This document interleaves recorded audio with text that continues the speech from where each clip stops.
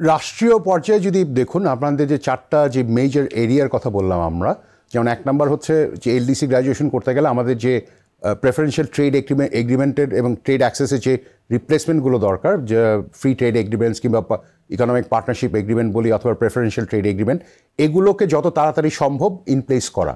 কারণ আমাদের যে এলডিসি হিসেবে আমরা যে অ্যাডভান্টেজগুলো পেতাম সেটা যদি চলে যায়, সেক্ষেত্রে সেটাকে রিপ্লেস করার জন্য যদি অন্য প্রেফারেন্সিয়াল অ্যাক্সেস যদি আমরা তৈরি করতে না পারি, তাহলে আমাদের এক্সপোর্টের যে সংখ্যাটা ছিল ওটা থেকে যাচ্ছে। সেকেন্ড যে জিনিসটা দরকার সেটা হচ্ছে আমাদের যে লোকাল ইন্ডাস্ট্রিয়াল প্রোটেকশন যেটা দরকার, যে মানে বেসিক্যালি ডিসঅ্যাডভান্টেজ ক্রিয়েশন থেকে সরিয়ে আনতে গেলে আমাদের সাপ্লাই চেনে যে কস্ট ফ্যাক্টরগুলো আছে সেগুলোকে কমিয়ে আনতে হবে। এটাতে এফিসিয়েন্সির অনেকগুলো ব্যাপার আছে।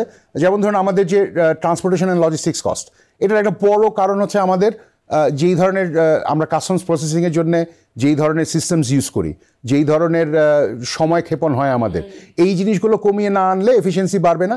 এফিসিয়েন্সি না বাড়লে আমরা আসলে কম্পিটিটিভ থাকতে পারবো না।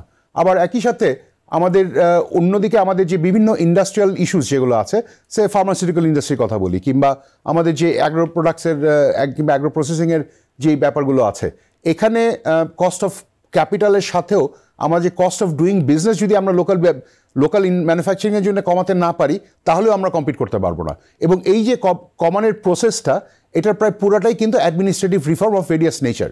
আপনাকে হয় কাস্টমস প্রসিডিয়ার চেঞ্জ করতে হবে, ট্যাক্সেশন প্রসিডিয়ার চেঞ্জ করতে হবে, লাইসেন্সিং মেকানিজম চেঞ্জ করতে হবে, সরকারের কাছ থেকে আমরা বিভিন্ন ধরনের যেই রেজিস্ট্রেশন, লাইসেন্সিং, অ্যাপ্রুভালস, পারমিশনস এগুলো নেই, সেগুলোর খরচ এবং সময় কমাতে হবে। থার্ড লেয়ারে যে ইস্যুটা আছে আমাদের জন্য, সরকারের যে মানে আপনার ফিসকাল যে ইম্প্যাক্টটা পড়বে এলডিসি গ্র্যাজুয়েশনে, সেটার ফলে আমাদের জন্য যে লসটা হবে সেটা হচ্ছে বিভিন্ন ধরনের লস অফ সাবসিডিয়ারি হবে।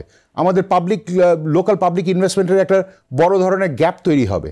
এইগুলো কিভাবে আমরা অ্যাড্রেস করতে পারবো, এগুলোর প্রত্যেকেরই একটা কাউন্টার মুভ আছে। কিন্তু কাউন্টার মুভটা কি হবে সেটা নিয়ে যদি আমাদের ব্যবসায়ীদের কোনো ধারণা না থাকে, আমরা কিন্তু সেটার সাথে অ্যালাইন করে যে স্ট্র্যাটেজি করব সেটাও কিন্তু আমরা করতে পারছি না। আমি একটা ছোট একটা এক্সাম্পল দিই। দেখুন, এক্সপোর্ট কম্পিটিটিভনেস কাউন্টার করার সবচেয়ে ইজিয়েস্ট রাস্তা হচ্ছে আপনার কারেন্সি ডিভ্যালু করা। কিন্তু কারেন্সি ডিভ্যালু করলে সেটার জন্য আমাদের ক্ষেত্রে আমাদের একটা ম্যাসিভ ইম্প্যাক্ট আছে। এটার মানে হচ্ছে যে আমাদের ইম্পোর্ট কস্ট বাড়বে, কিন্তু আমাদের এক্সপোর্টের কম্পিটিটিভনেস বাড়বে। কিন্তু সেটা অনুসারে যদি আমি স্ট্র্যাটেজি নিতে চাই, আমি যদি না জানি যে আমার সরকারের স্ট্র্যাটেজি কী হবে, আমি যদি না জানি যে আগামী বছর আমাদের ইকোনমিক প্ল্যান কী থাকবে, তাহলে কিন্তু আমি এই ডিসিশনগুলো নিতে পারবো না। সো এই দিক থেকে চিন্তা করলে আমি যেটা মনে করি যে এলডিসি গ্র্যাজুয়েশন আমাদের জন্য ইনএভিটেবল।